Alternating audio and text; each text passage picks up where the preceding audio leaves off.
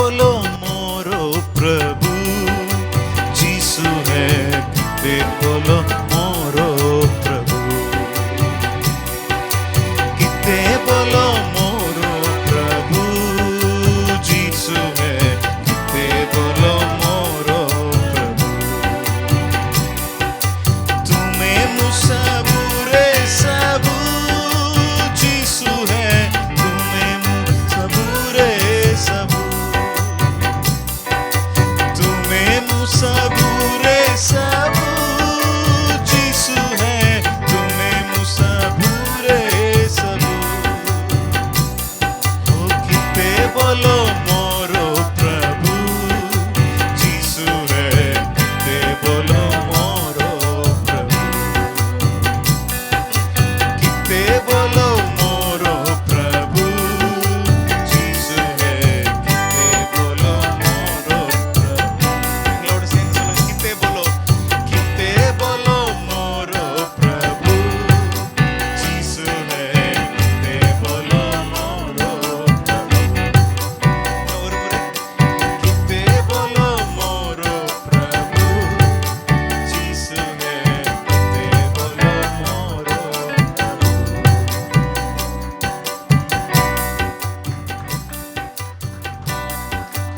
Thank you. கர்த்தருடைய பரிசுத்த நாமத்திற்கு மகிமை உண்டாவதாக. இன்றைக்கு நம் மத்தியிலே சிறப்பு செய்தியை சாட்சியோடு கூட வழங்கும்படி பாஸ்டர் சில்வானஸ் அவர்கள் வந்திருக்கிறார்கள். அருமையான சகோதரி கேத்தரின் அவர்களுக்காக நாம் ஜெபித்து கொண்டிருக்கிறோம். கர்த்தர் அற்புதங்களை செய்து கொண்டிருக்கிறார். ஆமென் சொல்லலாமா? கடந்த 3 வாரங்களாக நம்முடைய ஆராதனையிலே பங்கெடுத்து கொண்டிருக்கிறார்கள். அவரிடத்திலே நான் கேட்டுக்கொண்டேன், சிறப்பு சாட்சி செய்தியை நீங்கள் பகிர்ந்து கொள்ள வேண்டும் என்று. அவர்கள் இந்த நாளிலே ஆயத்தமாய் வந்திருக்கிறார்கள். கரங்களை தட்டி பாஸ்டர் அவர்களை நாம் வரவேற்போம். கர்த்தர் ஆசீர்வதிப்பாராக. ஹல்லேலூயா. கர்த்தருக்கு மகிமை உண்டாகட்டும். உங்களோடு ஆண்டவரை ஆராதிப்பது உண்மையிலேயே எங்களுக்கு ரொம்ப மகிழ்ச்சியாக இருக்கிறது. ஒரு நிமிடம் தலைகளை தாழ்த்தி ஆண்டவர் நம்மோடு இடைப்படணும். இந்த நேரம் ரொம்ப கவனமாக கொடுக்கப்பட்ட அந்த நேரம். ஆண்டவர் என்ன நமக்கு பேச வைத்திருக்கிறாரோ, சின்ன பிள்ளைகள் முதற்கொண்டு வாலிபர்கள் பெரியவர்கள், ஆண்டவரே எங்களுடைய இருதயத்தை திறந்து கொடுக்குறோம். ஆண்டவரே ஐயா, எவ்வளோ முக்கியம் அந்த நேரம். ஆண்டவரே ஸ்தோத்திரிக்கிறோம். ஆண்டவரே ஐயா, உம்முடைய மகிமையை திருடுகிற நேரம் அல்ல ஆண்டவரே, உமக்கு மகிமையை கொடுக்கிற நேரம். ஆண்டவரே எங்களுடைய இருதயத்தை திறந்து கொடுக்குறோம்ப்பா. ஒரே வார்த்தை ஆண்டவரே ஆழப்பெரிய மாற்றத்தை நம்முடைய வாழ்க்கையில் ஏற்படுத்துமே. ஆனால் ஆண்டவரே இந்த 40-50 நிமிடங்கள் ஆண்டவரே ஸ்தோத்திரிக்கிறோம். ஆண்டவரே ஐயா, என்னுடைய வாழ்க்கையை புரட்டி போடட்டும். ஆண்டவரே என்னுடைய சிந்தனைகளை மாம்சத்தை மாற்றட்டும். ஆண்டவரே அப்பா, ஒவ்வொருவரோடு இடைப்படுங்க, ஆசீர்வதியும் இயேசுவின் நாமத்தில் பிதாவே, ஆமேன். போதகருக்கும் போதகருடைய குடும்பத்திற்கும் நான் நன்றியை செலுத்துகிறேன். இந்த சபைக்கு நன்றியை செலுத்துகிறேன். நாங்கள் இங்கே வந்து ஃபஸ்ட்டு டே ட்ரீட்மெண்ட்டுக்காக, என்னுடைய மனைவினுடைய ட்ரீட்மெண்ட்டுக்காக வந்தோம். ஃபஸ்ட்டு டே வந்துட்டு இங்கேருந்து ஆட்டோவில் நாங்கள் போனப்போ 200 ரூபா வாங்கினாங்க. அப்போ நான் யோசித்தேன், ஏன்னா நான் இங்கே வந்து இறங்கும்போது என்னுடைய கரங்களில் 1000 ரூபா இருந்துச்சு. ஆண்டோடைய நான் மகிமைக்காக சொல்லுகிறேன். வெறும் 1000 ரூபா இருந்தது. நான் நினச்சேன், அங்கேருந்து கிளம்பும்போதே நானும் என்னுடைய மனைவியும் பேசிகிட்டே வந்தோம், நம்ம எதுவுமே இல்லாமல் எப்படி இவ்வளோ தைரியமாக போகிறோம் அப்படின்னு. அப்படி தான் எல்லா ஆண்டவரை நம்புகிறவர்கள் எல்லாரும் அப்படி தான் செய்கிறாங்கல்ல, எதுவுமே இல்லாமல் ஆனால் ஒரு பெரிய நம்பிக்கையோடு. அப்போ நாங்கள் போய் ஃபஸ்ட் நாள் 200 ரூபா ஆட்டோ காண உடனே நான் மனசுக்குள்ளே நினச்சிக்கிட்டேன், மனைவிட்ட சொல்லலை. மனைவியும் மனசுக்குள்ளே, கேத்தரின் மனசுக்குள்ளே நினச்சிக்கிட்டாங்க. அவங்களுக்கு வந்து இந்த ரொம்ப குலுங்கி ஓட்டினா அவங்களுக்கு இடுப்பில் ரொம்ப பெயின் இருக்கும். ஏற்கனவே அந்த பிரச்சனைக்காக தான் நாங்கள் இங்கே வந்தோம். பெல்விக்கில் ரொம்ப பெயின் இருந்தது. அவங்க என்கிட்ட சொல்லலை, ஏன்னா நாங்கள் இன்னும் எவ்வளோ நாள் இப்படி வரணுமோன்னு தெரிலன்னு சொல்லிட்டு அந்த சேப்பலில், சிஎம்சி ஹாஸ்பிட்டலில் இருக்கிற சேப்பலில் உட்காந்து நாங்கள் ஜெபம் பண்ணோம். ட்ரீட்மெண்ட்டுக்காக ஜெபம் பண்ணணும்னு நினச்சிட்ருக்கிறேன். ஆனால் அங்கே வந்து மக்கள் வந்து ஆண்டவர் அறியாத நபர்கள் எல்லா மதத்திலிருந்து வந்து ஜெபம் பண்ணுறதை பார்த்தோன்னே ஆண்டவர் அவர்களுக்காக ஜெபிக்க என்னை உற்சாகப்படுத்தினார். அங்கே வந்திருக்கிற எல்லாருக்காகவும் ஜெபிக்கிற ஒரு பாரம் வந்துச்சு. முடித்த உடனே என்னுடைய அக்கா வீட்டுக்காரனுடைய மாமா ஃபோன் பண்ணி, இப்படி பாஸ்டர் இருக்கிறாங்க, உங்களுக்கு வண்டி அரேஞ்ச் பண்ணலாமான்னு கேட்டாங்க. உடனே பாஸ்டர் ஓகேன்ட்டாங்க. ஓகேன்னு சொன்ன உடனே நான் மனைவிட்ட சொல்கிறேன், அந்த சாப்பலில் உட்காந்தே ரொம்ப நேரம் அழுது ஆண்டவருக்கு நன்றி செலுத்தணும். ஏன்னா அதுக்கப்புறம் தான் அவங்க சொன்னாங்க, இடுப்பு ரொம்ப வலிச்சிச்சு, நான் இப்படி தான் பண்ண போகிறேன்னு தெரில. அப்புறம் பாஸ்டர் சொன்னாங்க, உங்களுக்கு எவ்வளவு நாள் வேணுமோ அவ்வளவு நாள் அதை நீங்கள் யூஸ் பண்ணுங்கன்னு சொல்லி இருதயத்தின் ஆழத்துலேருந்து பாஸ்டருக்கு நன்றி செலுத்துக்கிறோம். ஆண்டவருக்கு மகிமை உண்டாகட்டும். அந்த பைக்கு பாஸ்டருடைய பொண்ணு ஓடுதுன்னு சொல்லி சொன்னாங்க. அவர்களையும் ஆண்டவர் ஆசீர்வதிக்க நாங்கள் ஆண்டவர்கிட்ட கேட்கிறோம். ஒரு வசனத்தை வாசிப்போம். எண்ணாகமம் 14வது அதிகாரம் 18வது வசனத்தை வாசிப்போம். என் ஆண்டவருடைய வல்லமை பெரிதாய் விளங்குவதாக. ஹல்லேலூயா. இது மோசேயினுடைய ஜெபம். என்னுடைய செய்தியில் பாதி செய்தி பாஸ்டரே ஆராதனையில் பேசிட்டாரு. நான் என்னென்னலாம் பேசிகிட்டு இருக்குன்னு நினச்சிட்டு இருந்தேனோ அதெல்லாம் இன்றைக்கி ஆண்டவர் என்னோட பேசினார் பாஸ்டர் மூலமாக. நான் என்னெல்லாம் யோசித்து வைத்திருந்தேனோ. மோசேயினுடைய ஜெபத்தில் முக்கியமான 2 ஜெபங்கள் சங்கீதம் இல்லாமல் நம்ம சரித்திரத்தில் பார்க்கும்போது 2 ஜெபங்கள். ஒன்று, ஆண்டவரே நீங்கள் எங்கள் கூட வரணும், உங்களுடைய சமூகம் எங்கள் கூட வரணும். இன்றைக்கி பாஸ்டர் சொன்னாங்க ஆராதனையில். 2வது, இந்த ஜெபத்தை நான் பார்க்குறேன், ஆண்டவரே உம்முடைய வல்லமை விளங்கணும். ஹல்லேலூயா, ஹல்லேலூயா.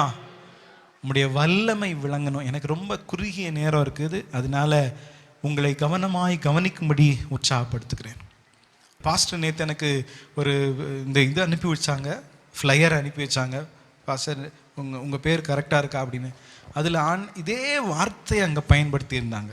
சங்கீதம் 77:14வது வார்த்தை, ஆண்டவரே உம்முடைய வல்லமை விளங்குவதாக. ஹல்லேலூயா.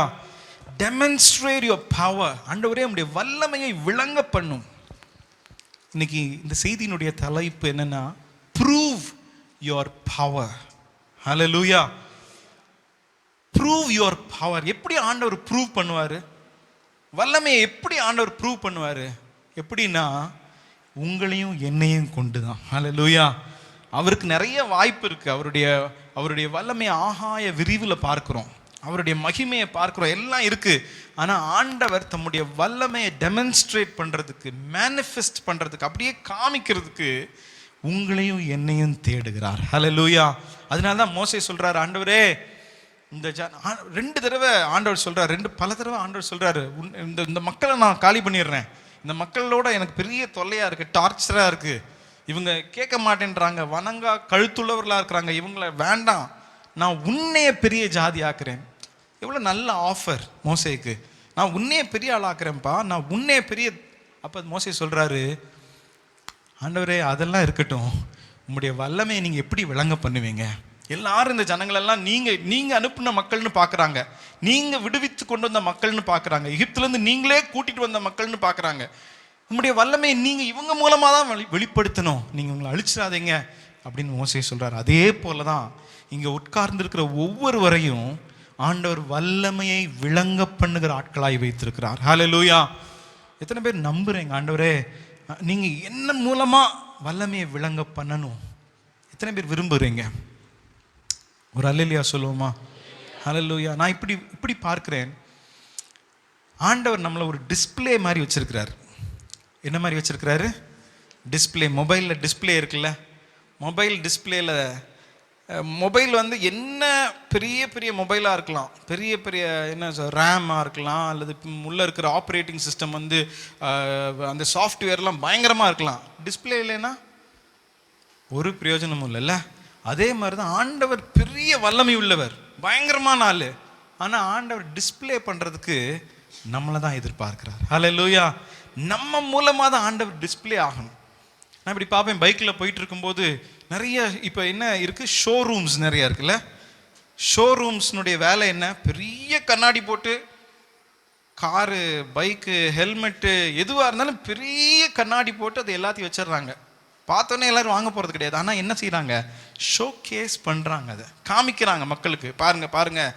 அப்புறம் இப்போ நம்ம எங்கேயாவது பார்த்தது பிடிச்சிருந்துச்சுன்னா உடனே நம்ம வாங்கிக்கிறோம். ஸோ இப்போ நம்மளெல்லாம் ஜனங்கள் அப்படி தான் பார்த்துட்ருக்குறாங்க. ஹல்லேலூயா. ஆண்டவர் நம்மளை எப்படி வச்சுருக்கிறாரு? ஒரு ஷோ கேஸாக வச்சுருக்கிறாரு. ஆண்டோடைய வல்லமையை காண்பிக்கிற ஒரு ஷோ கேஸ். அப்புறம் எவ்வளவு கவனமாய் நம்ம வாழ வேண்டியது இருக்கிறது.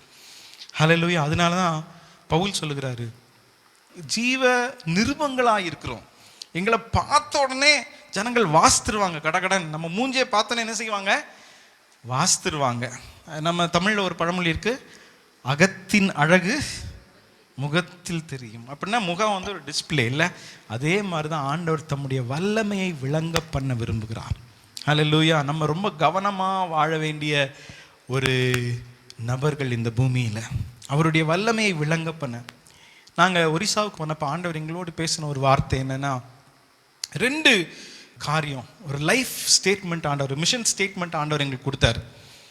நாங்கள் என்ன பண்ண போகிறோம் அப்படின்னு நாங்கள் யோசிச்சுட்டு இருக்கும்போது ஆண்டவர் சொன்னார், declare the good news, display his வர்ச்சூஸ். நற்செய்தியை அறிவிக்கவும் அவருடைய நற்குணங்களை காண்பிக்கவும் நீங்கள் அழைக்கப்பட்டிருக்கிறீர்கள். ஹல்லேலூயா. ஆண்டவருக்கு நிறைய கேரக்டர்ஸ் இருந்துச்சு. அதை மக்கள் எப்படி பார்க்க முடியும்? நம்ம மூலம் தான் பார்க்க முடியும். ஆண்டவர் சொன்னார், கிறிஸ்துவின் சிந்தையை நீங்கள் என்ன செஞ்சுக்கோங்க, தரித்து கொள்ளுங்கள். ஹல்லேலூயா. எப்படின்னா ஒரு ட்ரெஸ்ஸை போடுற மாதிரி போட்டுக்கோங்க. இப்போ நான் ஒவ்வொரு தடவை ட்ரெஸ்ஸை போட்டுட்டு இருக்கும்போது இங்கே பாருங்கள், என் ட்ரெஸ்ஸை பாருங்கள், நான் ப்ரௌன் கலர் ட்ரெஸ்ஸை பிளெயின் ட்ரெஸ் போட்டிருக்கிறேன், ஜீன்ஸ் போட்டிருக்கிறேன் அப்படின்னு நான் சொல்லிட்டு இருப்பேன். நான் போகிறவங்கள்ட்டெல்லாம் நல்ல கலருங்க, இது நல்ல டிசைன் சொல்லிகிட்டே இருப்பேனா, யாருமே சொல்ல தேவையில்லை, பார்த்தோன்னே கண்டுபிடிச்சிருவாங்க. ஓ, இந்த ஷர்ட் சூப்பராக இருக்குது, இது நல்லா இருக்கே அப்படின்னு கிறிஸ்துவை அப்படியே ட்ரெஸ்ஸு மாதிரி போட்டுக்கிற ஒரு ஊழியத்தில் ஆண்டவர் எங்களை வச்சிருக்கிறார். நம்ம எல்லாரையும் வச்சிருக்கிறார். ஆண்டவர் அப்படி டிஸ்பிளே பண்ண விரும்புகிறார். ஸோ இந்த என்னாகமம் 14வது அதிகாரத்தை இங்கே நாங்கள் வரும்போது, நான் முதல் நாள் இங்கே வெள்ளூரில் வந்து முதல் நாள் நாங்கள் குடும்பமாக ஜோம்னிட்டு இருக்கும்போது இந்த அதிகாரத்தை வாசிக்கும் போது ஆண்டவர் எங்களோடு பேசினார். இந்த 14வது அதிகாரத்தை பல முறை வாசிக்கிறதுக்கு ஆண்டவர் தூண்டினார். அதில் இன்னொரு வசனத்தை வாசிப்போம். 14வது அதிகாரம் 14வது வசனத்தை, கர்த்தராகிய நீர் இந்த ஜனங்களின் நடுவே இருக்கிறதையும். பாருங்க, என்னென்ன காரியத்தெல்லாம் ஜனங்கள் பார்க்கணும்னு ஆண்டவர் விரும்புகிறார். 1, நீர் இந்த ஜனங்களின் நடுவில் இருக்கிறீர். அப்புறம் கர்த்தராகிய நீர் முகமுகமாய் தரிசனமாகிறதையும், உம்முடைய மேகம் இவர்கள் மேல் நிற்கிறதையும், பகலில் மேக தூணிலும் இரவில் அக்கினி தூணிலும் நீர் இவர்களுக்கு முன் செல்லுகிறதையும் கேட்டிருக்கிறார்கள். இந்த தேசத்தின் குடிகளுக்கும் சொல்லுவார்கள். பாருங்க, இதெல்லாம் யார் கேட்டிருக்கிறார்கள் அப்படின்னு சொல்றாங்கன்னா, எகிப்தியர் கேட்டிருக்கிறாங்கன்னு மோசே சொல்றாரு ஆண்டவரே, நீங்க இந்த கூடவே இருக்கிறீங்க, இந்த ஜனங்கள் கூட டைரக்டா பேசிட்டே இருக்கிறீங்க, அப்புறம் எங்க போனாலும் இந்த ஜனங்கள் மேல ஒரு மேகம் இருக்குது ஆண்டவரே, எங்க போனாலும் ஒரு மேகம் இருக்குது. எப்படி மேகம் இருந்துட்டே இருக்கு இவங்க மேல? அவங்க உட்கார்ந்தா இருக்குது, நடந்தா இருக்குது, அவங்க உட்கார சொல்றதுக்காக இருக்குது. இந்த மேகம் இருக்கிறதெல்லாம் எகிப்தியர் கேள்விப்பட்டிருக்கிறாங்க. இப்போ இவங்கெல்லாம் வந்து இந்த கானான் தேசத்துலையும் சொல்லுவாங்களே ஆண்டவரே, அப்போ நீங்கள் உங்களுடைய வல்லமையை விளங்க பண்ணுங்க ஆண்டவரே அப்படின்னு சொல்றாரு. நான் இதை தியானிக்கும் போது நாங்கள் இப்படி ஜெபம் பண்ண, ஆண்டவரே உங்களுடைய மேகம் எங்கள் மேலே இருக்கிறத ஜனங்கள் பார்க்கணும். ஹல்லேலூயா. நான் அந்த ஒரே காரியத்தை மட்டும் நான் சொல்ல விரும்புகிறேன். மேகம், ஆண்டவருடைய மேகம் நம்ம மேலே நிற்கிறத ஜனங்கள் பார்க்கணும். ஹல்லேலூயா, ஹல்லேலூயா. இன்னைக்கு பாஸ்டர் வர்ஷிப் நடத்தும் போது சொன்னாங்க, அவருடைய மேகம் நமக்கு என்னென்னலாம் செய்யுதுன்னு அவங்க வர்ஷிப்லேயே சொன்னாங்க. நான் எடுத்து வச்ச பாயிண்ட்லாம் சொன்னாங்க. ஹல்லேலூயா. ஆண்டவர் எவ்வளவு உறுதிப்படுத்துகிறார் பாருங்க. இன்னைக்கு இங்கே இருக்கிற சர்ச்சில் இருக்கிற ஒவ்வொருவர் மேலும் நான் இப்படி விரும்புகிறேன், ஆண்டோடைய வல்லமை விளங்குறதுக்கு அவருடைய மேகம் நம்ம மேலே இருக்கணும். மேகம் 4 காரியங்களை அடையாளப்படுத்துகிறது. நான் குயிக்காக சொல்ல விரும்புகிறேன். 4 காரியங்களை மேகம் அடையாளப்படுத்துகிறது. நான் வேதத்தை அப்படியே தியானிக்கும் போது எங்கெங்கெல்லாம் மேகம் வந்தது, மேகம் என்னென்னலாம் அடையாளப்படுத்துகிறது. ஏன்னா இன்னைக்கு வந்து என் மேலே ஒரு மேகம் வந்து நின்றுச்சுன்னா என்கிட்ட யாருமே வரமாட்டாங்க. உண்மையிலே ஒரு மேகம் வந்து நிற்கிதுன்னு வச்சுக்கோங்களேன், ஐயோ இது ஏதோ இப்போ வேற ஆள் போல அப்படின்னு யாரும் வரமாட்டாங்க. ஆனால் ஆண்டவர் மேகத்திற்கு பதிலாக சில அடையாளங்களை நமக்கு தருகிறார். அந்த காலத்தில் ஆண்டவர் மேகத்தை டைரக்டாக பயன்படுத்தினார். உங்களுக்கு ஞாபகம் இருக்குன்னு நினைக்கிறேன், சீனாய் மலையில் ஏறினா மேகம் வந்து இறங்கிடும். ஆண்டவர் ஆசரிப்பு கூடாரத்தில் வந்தால் ஒரு மேகம் வந்து இறங்கிடும். ஸோ மேகம் வந்து முதல் காரியம், மேகம் cloud symbolizes his presence. ஆண்டவருடைய பிரசன்னத்தை மேகம் என்ன செய்து அடையாளப்படுத்துகிறது. இன்னைக்கு ஆண்டவருடைய பிரசன்னம் நம்ம மேலே இருக்கிறத ஜனங்கள் பார்க்கணும், டிஸ்பிளே பண்ணணும். ஆண்டவருடைய பிரசன்னத்தை டிஸ்பிளே பண்ணணும். எப்படி டிஸ்பிளே பண்ணுறது? ஆண்டவருடைய பிரசன்னத்தை எப்பயும், ஆண்டவருடைய பிரசன்னம் என் மேலே இருக்கிறத எப்படி நான் டிஸ்பிளே பண்ணுவேன்? ஆண்டவருடைய வசனம் சொல்லுது, அவருடைய சமூகத்திலே பரிபூரண ஆனந்தம் உண்டு, நித்திய பேரின்பம் உண்டு. நம்முடைய முகத்தை பார்த்த உடனே ஒரு சந்தோஷமான முகம். The joy of the presence of the Lord brings joy. ஆண்டவருடைய பிரசன்னத்தில் என்ன இருக்குது? மகிழ்ச்சி இருக்குது. நம்முடைய முகத்தை பார்த்த உடனே ஒரு மகிழ்ச்சி. என்ன பிரச்சனை, என்ன போராட்டம் இருக்கட்டும், கடந்த ஜான்வரியிலேருந்து பிப்ரவரி வரைக்கும் எங்களுக்கு அந்த ஃபீல்டில் ரொம்ப கஷ்டப்பட்டோம். ஆக்சுவலாக நாங்கள் போனதுலேருந்தே என்னுடைய மனைவிக்கு இந்த செஸ்ட் பெயின் இருந்தது, அப்புறம் ப்ளீடிங் பிரச்சனை இருந்தது. ப்ளீடிங் எல்லாம் 100 days ப்ளீடிங் இருந்தது. ரொம்ப கஷ்டப்பட்டாங்க. அவங்களால எதுவுமே செய்ய முடியாது. அந்த ஊரில் எங்களுக்கு அந்த பேட்ஸை டிஸ்போஸ் பண்ணுறதே ரொம்ப கஷ்டமாக இருக்கும். ஏன்னா அது ஒரு நல்ல கிராமம். அதில் அங்கெல்லாம் இதெல்லாம் ரொம்ப முக்கியமான பிரச்சனையாச்சா, அதெல்லாம் தீட்டாக பார்ப்பாங்க. அதில் ரொம்ப கஷ்டப்பட்டோம். அவங்களால ஒரு 10 நாள் அங்கே இருக்கும்போது நல்லா இருந்தாங்கன்னு என்னால் சொல்ல முடியாது. 3 வருஷம் பல நேரங்களில் செஸ்ட் பெயின் வந்தப்போ அவங்க சொல்லுவாங்க, உடனே ஆம்புலன்ஸை கூப்பிடுங்க, எனக்கு ஏதோ ஆக போகுது, உடனே கூப்பிடுங்க. ரொம்ப மேக்ஸிமம் சொல்ல மாட்டாங்க, மேக்ஸிமம் சொல்ல முடியாது. ஆனால் சில நேரங்களில் ரொம்ப தாங்க முடியாமல் எனக்கு என்னமோ ஆக போகுது. எங்களுக்கு அங்கே யாரும் துணை இல்லை. எங்கள் வீட்டில் அம்மாவோ அப்பாவோ அங்கே இருக்க முடியல. அப்போ நான் ஒரு கணவனாக ரொம்ப இயலாமையை ஃபீல் பண்ணுவேன். என்னால் ஒன்றுமே செய்ய முடியல ஆண்டவரே, நான் ஒரு கணவனாக இருக்கிறேனே, எனக்கு சில கடமைகள் இருக்குது, அதை கூட நான் செய்ய முடியல. ஏன்னா 2 சின்ன பிள்ளைகள். நாங்கள் அங்கே ஊழியத்துக்கு போகும்போது என்னுடைய சின்ன பொண்ணுக்கு வயசு 8 மாதம். அதனால் ரொம்ப கஷ்டமாக இருந்தது. யாருமே துணை இல்லை ஆண்டவரே. யாராவது இப்போ நாங்கள் உடனே ஹாஸ்பிட்டல் கூட்டிகிட்டு போனோம்னா குறைஞ்சது 40 கிலோமீட்டர் போகணும். நல்ல ஹாஸ்பிட்டல் போனோம்னா 130 170 கிலோமீட்டர் போனால் தான் எங்களுக்கு நல்ல ஹாஸ்பிட்டல். நான் சிஎம்சிக்காக ஆண்டவரை துதிக்கிறேன். ஒரு தனி நபர்னுடைய கமிட்மெண்ட் எவ்வளோ 125 வருஷமாக இன்றைக்கி அது 1000 லட்சக்கணக்கான நபர்களை உயிர் கொடுத்துருக்குது, சுகம் கொடுத்துருக்குது. ஆண்டவர் பயன்படுத்தி கொண்டிருக்கிறார். அப்படி ஒரு ஹாஸ்பிட்டலுக்காக நாங்கள் ஜோம் பண்ணிகிட்ருக்குறோம் கண்டமாலில். பல முறை நாங்கள் யோசிப்போம், ஆண்டவரே இங்கே திடீர்னு செஸ்ட் பெயின் வந்துச்சுன்னா மக்கள் எங்கே போவாங்க, எங்கே போய் செத்துறது தான், வேறு வழியே கிடையாது. அப்படி இருக்கும். அந்த மாதிரி நாங்கள் ஃபீல் பண்ணோம். பல முறை ப்ளீடிங் போயிட்டே இருக்கும். போன பிப்ரவரியில் ஒரு நாள் அவங்களுக்கு ஒரு இங்கே சிஎஃப்பில் ஒரு சிஎம்சி டாக்டர்கிட்ட பேசினோம். அப்புறம் சிஎஃப்பில் இருக்க ஒரு டாக்டர்கிட்ட பேசிட்டு பிப்ரவரி 7ஆம் தேதி அவங்க ஒரு டேப்லெட் போட்டாங்க. அவங்களுக்கு அந்த ப்ளீடிங்கை இனிஷியேட் பண்ணுறக்கா ஒரு டேப்லெட் போட்டாங்க. அது சைடு எஃபெக்ட் ஆகி 3 நாள் இங்கே எல்போலேருந்து கீழே, அப்புறம் முழங்காலேருந்து கீழே பயங்கர பெயின்னா அவங்க என் கையை வெட்டிருங்கன்னு சொல்கிறாங்க, என் காலை வெட்டிருங்கன்னு சொல்கிறாங்க. உடனே ஹாஸ்பிட்டல் போவோம், ஏதாவது டேப்லெட் கொடுங்க. எனக்கு எந்த டேப்லெட் கொடுக்கறது, எங்கே போகிறது? அப்போ நான் அந்த டாக்டர்கிட்ட பேசும்போது, பிரதர் இது என்ன பிரச்சனை எங்களுக்கு தெரியல, நாங்கள் பார்த்தா தான் தெரியும், நீங்கள் உடனே ஹாஸ்பிட்டல் போங்க.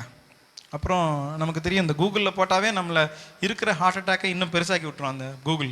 நான் தேடி பார்த்தேன் கூகுளில் இதில் என்ன ரீசன் அப்படின்னு பார்த்தா, அவங்க immediately go to emergency, find a hospital அப்படிலாம் போட்டிருக்கு. நாங்கள் ஆண்டவரே அங்கே எங்கே போகிறது? நான் மனைவிட்டு கேட்டேம்மா, எங்கேயாவது போகலான்னு சொல்கிறாங்க. அப்புறம் ஒரு செகண்டில் பிள்ளைகளை வச்சுட்டு நம்ம எங்கே போவோம், பிள்ளைகளை எங்கே விடுவோம், நாங்கள் என்ன செய்வோம் அப்படின்ட்டு. அப்போ நாங்கள் ஜோமன், ஆண்டவரே எங்கள் பரிகாரி நீர் மாத்திரம்தான், எங்கள் வைத்தியர் நீர் மாத்திரம்தான். இன்றைக்கி பாடினோமே, எங்கள் கூடவே இரும், எங்களுக்கு வேறு. ஆண்டவரை ரொம்ப அனுபவிக்க எங்களுக்கு உதவி செய்தார். ஆண்டவர் கூட இருக்கிறத நாங்கள் அனுபவிக்க எங்களுக்கு உதவி செய்தார். ஹல்லேலூயா. எங்களுக்கு மட்டும் இல்லை, பல மிஷினரிகளுக்கு இது ஒரு நடைமுறை காரியமாக இருக்கும். ரொம்ப எளிமையான, எப்பயும் நடக்கிற ஒரு நார்மலான விஷயமா இருக்கும். அப்படி அந்த மாதிரி சூழ்நிலையெல்லாம் அவருடைய பிரசன்னம் தான் எங்களை தேற்றுகிறது. பவுல் சொல்கிறாரு, தேவ சமாதானம் உங்களை எழுதுங்களே ஆழ கடவுது. அதுக்கு முன்னாடி சொல்கிறாரு, நீங்கள் சந்தோஷமாக இருங்கன்னு மறுபடியும் உங்களுக்கு சொல்கிறேன். அப்புறம் சந்தோஷமாக இருங்கன்னு சொல்லிட்டு அவர் சொல்கிறாரு, எப்படி சந்தோஷமாக இருக்கிறதுனா, அவருடைய சமாதானமே உங்களை ஆளுகை செய்தால் மட்டும்தான் நீங்கள் என்ன செய்ய முடியும், சந்தோஷமாக இருக்கணும். அந்த மேகத்தை ஜனங்கள் பார்க்கணும். ஹல்லேலூயா. நம்முடைய முகத்தில்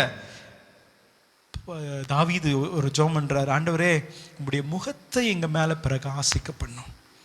ஆண்டவரே உங்கள் முகத்தை எங்கள் மேலே பிரகாசிக்க. இங்கிலீஷில் NLTன்ற ஒரு டிரான்ஸ்லேஷனில் எப்படி இருக்கு, Lord smile over my face, என்னுடைய முகத்தை பார்த்து சிரிங்க ஆண்டவரே. ஹல்லேலூயா. அவருடைய பிரசன்னம், மேகம் அவருடைய பிரசன்னத்தை அடையாளப்படுத்துகிறது. அவருடைய சமூகம் எப்பயும் நம்மோடு இருக்கணும். அந்த தக்க வச்சுக்கிறதுக்கான காரியத்தை ஆண்டவர் இந்த காலை நேரத்தில் முயற்சி செய்ய ஆண்டவர் கேட்கிறார். ஹல்லேலூயா. ஆண்டவர் ஒரு டிஸ்பிளேயை தேடுறாரு, a display of his presence, display of his presence. ஆண்டவரே நம்முடைய வல்லமை ஏன் மூலம் விளங்க பண்ணணும்னா நம்முடைய பிரசன்னம் எப்போ என்ன, ஏன்னா நம்ம இப்போ வாஸ்தவம் 14ஆம் அதிகாரத்தில் ஆண்டவரே நீங்கள் எங்கள் கூட இருக்கிறீங்கன்னு பார்க்குறாங்க ஆண்டவரே. ஹல்லேலூயா. நம்ம வேலை செய்கிற இடத்துல, பேசுகிற இடத்துல, பழகுற இடத்துல, வீட்டில், பக்கத்தில், எல்லார் இடத்துலையும் சில பேரை பாருங்கள், சில பேருடைய முகத்தை பார்த்தாவே ஒரு ஸ்மைலிங் ஃபேஸ். அது அவங்களா கிரியேட் பண்ணிக்கிட்டு தான் இருக்கலாம். என்ன பிரச்சனை இருந்தாலும் சிரிச்சுக்கிட்டே இருக்கிறதுக்கு முயற்சி செய்யலாம். அல்லது ஒரு டிவி ஷோ பண்ணுறவங்க சிரிச்சுட்டே பேசலாம். வீட்டில் என்ன குடும்பம் என்ன பிரச்சனை இருந்தாலும் சிரிச்சுக்கிட்டே பேசலாம். டிவி ஷோ பண்ணுறவங்கலாம் வீட்டில் பிரச்சனையே இருக்காதா? காமெடி பண்ணுறவங்கலாம் பிரச்சனையே இருக்காதா? ஆனால் சிரிச்சுட்டே பேசுகிறாங்க, வைக்கிறாங்க. ஆனால் நம்ம அப்படி சிரிக்கிறது இல்லை. அதாவது பிரச்சனையை மறைச்சிட்டு சிரிக்கிறது இல்லை. பிரச்சனையோடு இருக்கும்போதும் சிரிக்கிறதுக்கு ஆண்டவருடைய பிரச்சனை உதவி செய்யுது. அந்த பெயினில் இருக்கும்போது என்னுடைய மனைவிக்கு ஆண்டவர் ஒரு வார்த்தையை கொடுத்தார். நீங்கள் தண்ணீரை கடந்து தான் ஆகணும், நீங்கள் அக்கினியை கடந்து தான் ஆகணும். ஆனால் ஞாபகம் வச்சுக்கோங்க, நானும் உன்னோடு கடந்து வருகிறேன். ஹல்லேலூயா. ஐ am crossing the river with you. அப்படின்னா என்னோடு அவர் வேதனைப்படுகிறார், என்னோட அந்த பெயினை. ஏன்னா நீங்கள் பாருங்கள், ஒரு ஃபியூ செகண்ட்ஸ்க்கு அப்புறம் லாசருவை ஆண்டவர் உயிர் கொடுக்க போகிறார் இல்லை? லாசருவை, அந்த கதை உங்களுக்கு தெரியும்ல, லாசருவை ஆண்டவர் போய் கூப்பிட்றாரு, அவன் கல்லறை விட்டு வெளியிருந்தான். அதுக்கு முன்னாடி ஒரு கொஞ்சம் நிமிஷத்துக்கு முன்னாடி ஆண்டவர் கலங்கி அழுகிறாரு. ஏன் அழணும்? அவருக்கு தான் தெரியும்ல, இன்னும் 5 நிமிஷத்தில் நான் உயிர் கொடுத்துருவேன்னு தெரியும். ஆனால் still he feels the pain. அவர் மார்த்தாளும் மரியாளும் அனுபவித்த அதே வலியை, அதே இழப்பின் வலியை அவரும் அனுபவித்தார். இன்னைக்கு நம்ம கடந்து போகிற ஆற்றையும் அக்கினியும் தண்ணீரையும் அவரும் நம்மோடு கடந்து செல்கிறார். அது எங்களுக்கு ஒரு பெரிய ஆறுதலாக இருந்தது. இன்ன வரைக்கும் அது ஒரு பெரிய ஆறுதலாக இருக்கிறது. அதனால தான் அந்த பிரசன்னம் சந்தோஷத்தை கொடுக்கறது. வேதனையை மறைச்சிட்டு சிரிக்கிறதில்ல, அந்த வேதனையிலும் சிரிக்கிறதுக்கு ஆண்டவர் உதவி செய்கிறார். வேதனையிலையும் அவரை டிஸ்பிளே பண்ணுறதுக்கு ஆண்டவர் உதவி செய்கிறார். 2வது காரியம், நான் குயிக்காக போக விரும்புகிறேன். 2வது காரியம், மேகம் இந்த வேதத்தில் பல இடங்களில் அவருடைய மகிமையை டிஸ்பிளே பண்ணுது. ஹல்லேலூயா. அடையாளப்படுத்தி காமிக்குது. எங்கெல்லாம் நீங்கள் பாருங்கள் மேகம் வருதோ அது மகிமையோடு சேர்த்துருப்பாங்க. அந்த வசனத்தெல்லாம் சொல்கிறதுக்கு எனக்கு நேரம் இல்லை. உங்களுக்கு தெரியும், சாலமோன் தேவாலயத்தை கட்டுறாரு. அந்த தேவாலயத்தை கட்டுறதுக்கு பல ஆண்டுகளுக்கு முன்னாடி இருந்தே தாவீது ஆயத்தமாயிட்டு இருக்கிறாரு. நான் ஒரு சர்ச்சை கட்டணும், ஆலயத்தை கட்டணும். அப்போ ஆண்டவர் சொல்கிறார், நீ கட்ட வேணாம், உன் பையன் கட்டுவான். உடனே தாவீது சொன்னார், ஃபைன் ஆண்டவரே, என் பையன் கட்டினாலும் பரவாயில்ல. அப்படியெல்லாம் டைம் எடுத்து கட்டின ஆலயம் கட்டி முடிஞ்ச உடனே பார்த்தீங்கன்னா ஆண்டவருடைய பிரசன்னம், ஆண்டவருடைய மகிமை மேகத்தை போல இறங்கினதை நம்ம வாசிக்கிறோம். 2 ராஜாக்கள் 8ஆம் அதிகாரம் 10வது வசனத்தில் 11வது வசனத்துலலாம் நம்ம பார்க்கிறோம். அதை ஆண்டவருடைய மேகம் ஒரு மகிமை. நான் இப்படி பார்க்கிறேன், மகிமைன்னா என்ன அப்படின்னா, என்னை பார்த்து ஜனங்கள் ஆண்டவரை மகிமைப்படுத்தினாங்கன்னா அதுதான் மகிமை. ஹல்லேலூயா. என்னைய பார்த்து, நான் செய்யறத பார்த்து, என் ஆக்ஷன்ஸை பார்த்து, என் செய்கையை பார்த்து, நம்ம மத்தேயு 5ஆம் அதிகாரம் 16வது வசனத்தில் வாசிக்கிறோமே, என்ன வாசிக்கிறோம்? மனிதர்கள் உங்கள் நற்கிரியைகளை கண்டு பரலோகத்தில் இருக்கிற பிதாவை மகிமைப்படுத்துவார்கள். ஹல்லேலூயா. என்னைய பார்த்த உடனே, ஆண்டவரே இவங்களுக்காக நாங்கள் கடவுளே நாங்கள் துதிக்கிறோம், ஆண்டவரே என்ன கரெக்ட் டைமில் எனக்கு ஹெல்ப் பண்ணாரு, கரெக்ட் டைமில் இதை செஞ்சாரு, ஐயோ இவருக்காக நான் கடவுளை துதிக்கிறேன். நாங்கள் சிஎம்சியில் இருக்கும்போது பல முறை டாக்டர் ஐடாஸ் கடற்காக ஆண்டவர் துதித்தோம், அந்த குடும்பத்துக்காக ஆண்டவர் துதித்தோம். ஹல்லேலூயா. நாங்கள் பைக்கை எடுக்கும் போதெல்லாம், இப்போ பாஸ்டர் கொடுத்த பைக் எடுக்கும் போதெல்லாம் நானும் கேத்ரினும் ஆண்டவர் துதி, ஆண்டவரே நீ இந்த பைக்லன்னா நாங்கள் எவ்வளோ கஷ்டப்பட்டிருப்போம். அதுதான் ஆண்டவருக்கு செலுத்துகிற மகிமை. ஹல்லேலூயா. நம்மளை பார்த்த உடனே, நான் 12th ஸ்டாண்டர்ட் படிக்கும்போது என் ஹேண்ட் ரைட்டிங்கை பார்த்துட்டு பக்கத்தில் இருக்கிற பையன் கேட்டான், டேய் எப்படிடா இவ்வளோ அழகாக எழுதுற, என் ஹேண்ட் ரைட்டிங்கை நீங்கள் பார்க்க வேண்டாம், அவர் சொல்கிறேன் நான் அப்படி சொன்னார். அவர் என் ஹேண்ட் ரைட்டிங் ஏதோ அவருக்கு ரொம்ப அழகாக தெரிஞ்சிருக்கு. அப்போ அவர் என்கிட்ட சொன்னார், எப்படி இவ்வளோ அழகாக எழுதுற? அப்போ நான் சொன்னேன், ஏதோ கடவுள் கொடுத்த கிருபடா அப்படின்னு சொன்னேன். சும்மா எப்போ பார்த்தாலும் கடவுளை எடுக்காது. அவர் ஒரு ஹிந்து ஒரு நபர், இன்றைக்கி ஆண்டோடைய ஊழியத்தை செய்கிறார். ஒரே ஒரு காரியம்தான், ஒரே ஒரு, நான் சுவிசேஷம் சொல்லலை, நான் அவரை எப்படியாவது சர்ச்சுக்கு கூட்டிகிட்டு வரணும்னு நினைக்கல. அந்த ஸ்டார்டிங் என்னுடைய கையெழுத்து தான். ஹல்லேலூயா. ஆண்டவரை மகிமைப்படுத்தணும். நம்முடைய நற்செயல்கள் நம்மை அறியாமல் ஜனங்களை தேடி வருவார்கள். ஹல்லேலூயா. நான் அந்த சிஎம்சியில் உட்காந்துட்டு இருக்கும்போது நீங்கள் பார்த்துருப்பீங்க, பல முறை நீங்கள் பார்த்துருப்பீங்க, நீங்கள் வெள்ளூர்லேயே இருக்கிறீங்க, அங்கே யாரும் ப்ரேயர் பண்ணுறதுக்கு யாரும் சொல்கிறதில்ல. நீங்கள் வந்து ஜெபம் பண்ணுங்க, நீங்கள் இயேசுவை ஏற்றுக்கொள்ளுங்கன்னு யாரும் இன்வைட் பண்ணுறதில்ல. ஆனாலும் கையில் கயிறு கட்டியிருக்கிறாங்க, பட்டை அடிச்சிருக்கிறாங்க, குல்லா போட்டிருக்கிறாங்க, வந்து அப்படியே சாஷ்டாங்கமாக அந்த ஆலயத்தில் விழுந்து கிடக்கிறாங்க. யாரும் சொல்கிறதில்ல. நற்செயல்கள். ஹல்லேலூயா. எங்கள் கண்டமாலை எப்பயும் நீங்கள் ஜபத்தில் வச்சுக்கோங்க. ஏன்னா நாங்கள் நான் ஃபஸ்ட்டு போயிருந்த அந்த வாரம், அந்த மாதம் எங்களுக்கு நாங்கள் போய் 19 நாளில் ஆண்டவர் எங்களுக்கு ஒரு வண்டியை கொடுத்தார், ஒரு 2 வீலர் கொடுத்தார். அதை எடுத்துகிட்டு நான் ஒரு 30 கிலோமீட்டர் கண்டமாலை சுற்றி வரும்போது ஒரு இடத்துல கூட ஒரு கேத்தலிக் ஸ்கூல் இல்லை, ஒரு கிறிஸ்டியன் ஸ்கூல் இல்லை, ஒரு கிறிஸ்டியன் ஹாஸ்பிட்டல் இல்லை, ஆர்ஃபனேஜ் எதுவுமே இல்லை. அதுக்கு பக்கத்து டிஸ்ட்ரிக்ட் கந்தமாலில் பல ஸ்கூல்ஸ் இருக்குது, பல சர்ச்சஸ் இருக்குது. ஒரிசா முழுவதுமே நிறைய இடத்துல இருக்குது. தமிழ்நாடு சொல்லவே வேணாம். நான் இங்கே வெள்ளூரில் பைக்கில் போகும்போதெல்லாம் பார்த்தா எல்லாமே கிறிஸ்டியன் ஸ்கூல்ஸ், கிறிஸ்டியன் ஹாஸ்பிட்டல்ஸ் பார்க்கும்போதெல்லாம் அவ்வளோ மகிழ்ச்சியாக இருக்கும். ஆண்டவரே, எவ்வளோ மக்கள் வந்து தரிசனத்தோடு இங்கே வேலையை செஞ்சுருக்கிறாங்க. அங்கே பார்த்தா ஒன்றுமே இல்லை. அப்போ அந்த ஃபஸ்ட்டு சண்டே நாங்கள் அங்கே தூங்கி எந்திரிக்கும் போது ஆண்டவர் எனக்கு ஒரு தரிசனத்தை கொடுத்தாரு. என்னென்னா, ஒரு ஸ்கூலை கட்டிகிட்டு இருக்கிறோம், பாதி பில்டிங்கில் இருக்குது.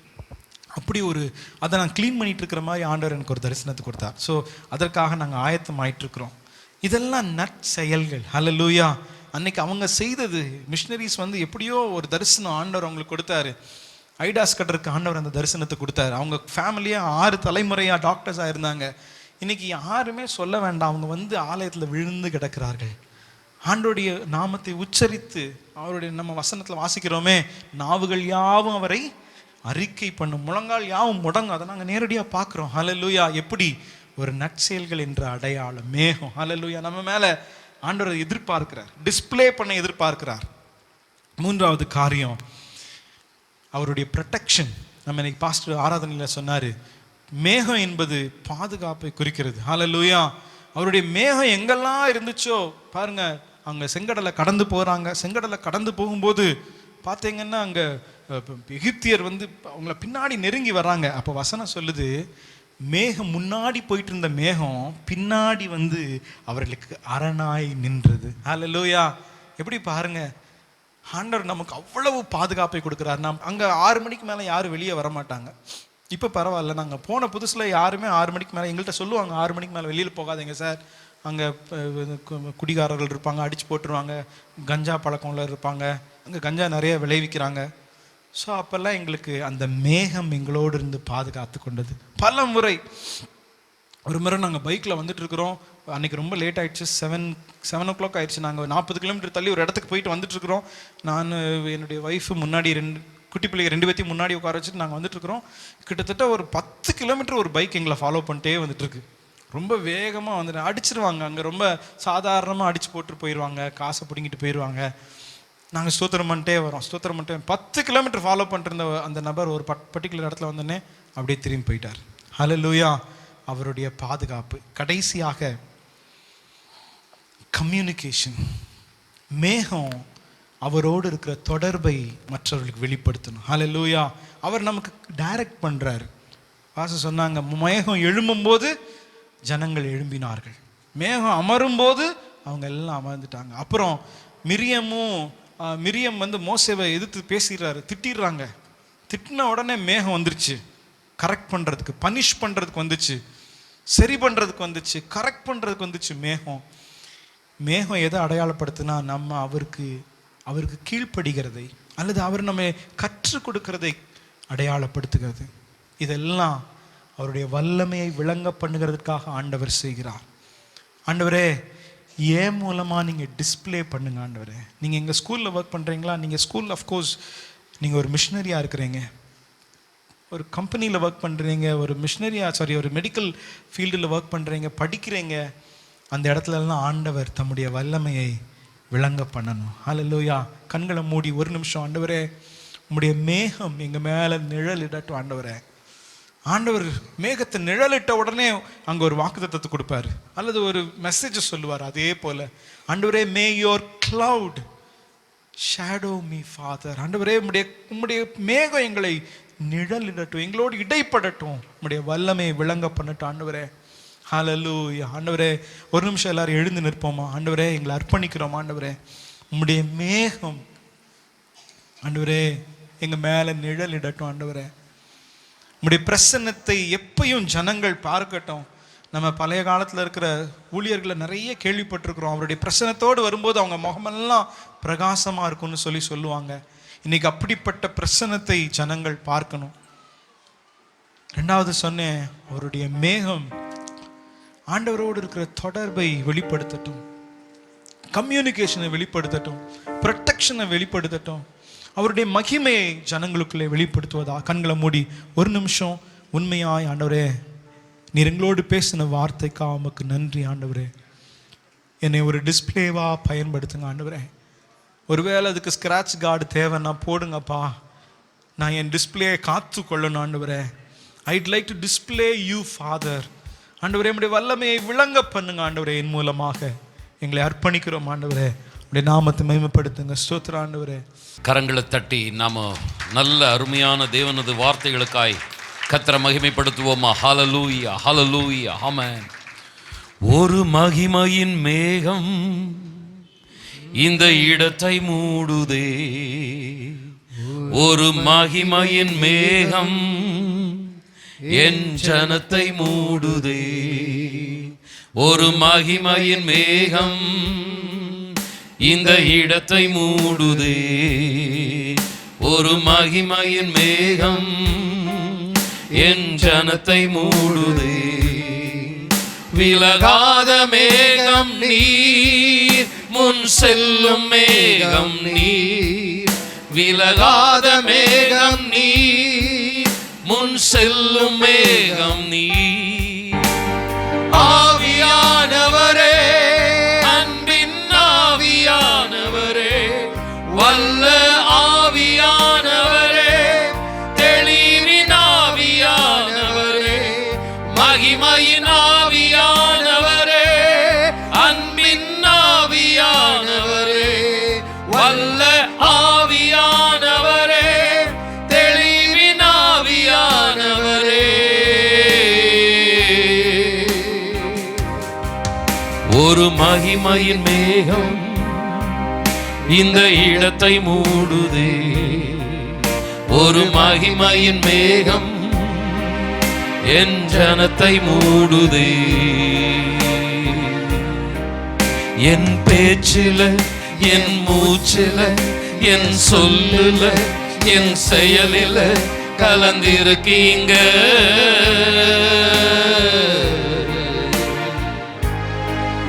என் நினைவில, என் நடத்தையில, என் உணர்வில, என் உயிரில கலந்திருக்கீங்க.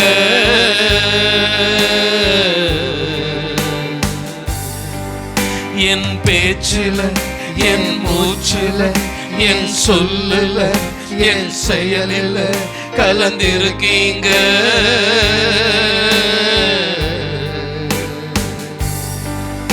என் நினைவில, என் நடத்தையில, என் உணர்வில, என் உயிரில கலந்திருக்கீங்க.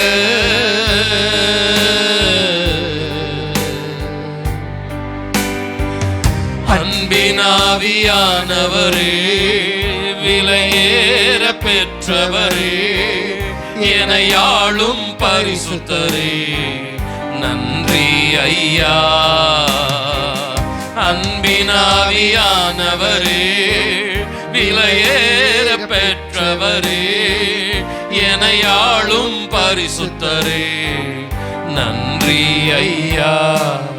ஒரு மகிமையின் மேகம் இந்த இடத்தை மூடுதே, ஒரு மகிமையின் மேகம் என் ஜனத்தை மூடுதே, ஒரு மகிமையின் மேகம் இந்த இடத்தை மூடுதே, ஒரு மகிமையின் மேகம் என் ஜனத்தை மூடுதே. ஆராதனையிலே ஜெபித்த வண்ணமாய் மறுபடியும் ஜெபிக்கிறோம். இந்த இடத்தை உமது மகிமையின் மேகம் மூடட்டும். நீர் இல்லாத இந்த மகிமையின் மேகம் இல்லாத இந்த கூடுகை இருக்கவே கூடாது. அது சின்ன கூடுகையாக இருந்தாலும், அது சபையாக நாங்கள் கூடினாலும் கரங்களை உயர்த்தி சொல்லலாமா, எங்கள் வீட்டை எங்கள் சபையை அந்த மேகம் மூடட்டும். கரங்களை நல்லா தட்டி ரபது பலபா ஷபல தூரபா தியந்தனா ரிகந்தனமோ. பாஸ்டர் என்ன மெசேஜ் கொண்டு வந்திருக்கிறாருன்னு எனக்கு தெரியாது, நான் என்ன பாட்டு எடுத்தேன்னு பாஸ்டருக்கு தெரியாது. ஆனால் ஆவியானவர் ஒருவர் கொஞ்சம் 2 கரங்களை உயர்த்தி மறுபடியுமா, ப்ளீஸ் லார்ட், இந்த ஜபத்தை மறந்துடாதுறோம், இந்த ஜபத்தை விட்டுறாதுறோம். நாங்கள் குறைவுள்ளவர்கள், அறிவில் அன்பில் குறைவுள்ளவர்கள், சில நேரம் அர்ப்பணிப்பில் குறைவுள்ளவர்கள். ஆனால் அந்த மேகம் எங்களை மூடட்டும். அந்த டிஸ்பிளேக்கு எப்படி ஒரு ஸ்கிராட்ச் கார்டு தேவையோ எங்களை ப்ரொடெக்ட் பண்ணோம். அப்பா 4 காரியங்களை பார்த்தோம். அந்த மேகம் நமக்கு அவருடைய பிரசன்னத்தை, அவரது மகிமையை, அவரது பாதுகாப்பை, அவரோடு உள்ள உறவை. கரங்களை உயர்த்தி ஆண்டவரே, எங்களோடு கூட பேசின வார்த்தைகளுக்காக ஸ்தோத்திரம். பாஸ்டர் சில்வானஸ் கரங்களை உயர்த்தி. பாஸ்டர் சில்வானஸ், அன்பு சகோதரி கேத்ரின், எவ்வளோ ஒரு அருமையான சாட்சி. தகப்பனே ஆசீர்வதியும். சத்தமா ஆமென் சொல்லலாமா?